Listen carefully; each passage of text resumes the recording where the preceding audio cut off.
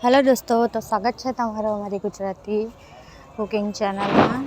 तो अहीं हूँ बनावानी छुं मस्त टामेटानी चटनी अने गरम गरम भात साथे खावानी बहु मजा आवे छे। तो एना माटे हूँ धाणो, टामेटा, मरचां अने लसण ने लई लीधी छे। पछी एने धाणाने समारीने टामेटा अने सारी रीतना धोईने बधुं लई लीधुं छे। अने पछी गैस पर 2 टामेटाने शेकी लीधा छे अने एक बाजू टामेटा शेकाय त्यां सुधी एक बाजू मरचुं, धाणो, लसण एने सारी रीतना वाटी काढवानुं छे उखरीमां।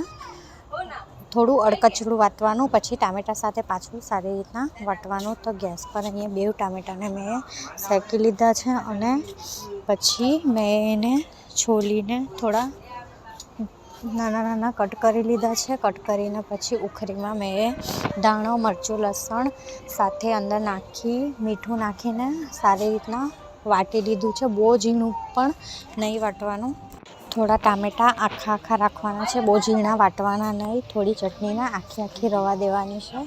तो रेडी थई गई छे चटनी। मरचुं तीखास प्रमाणे नाखवानुं, थोड़ी तीखी बनावे तो भात साथे गरम गरम भात साथे खावानी बहु मजा आवे। तो केवी बनी कमेंट करीने बतावजो।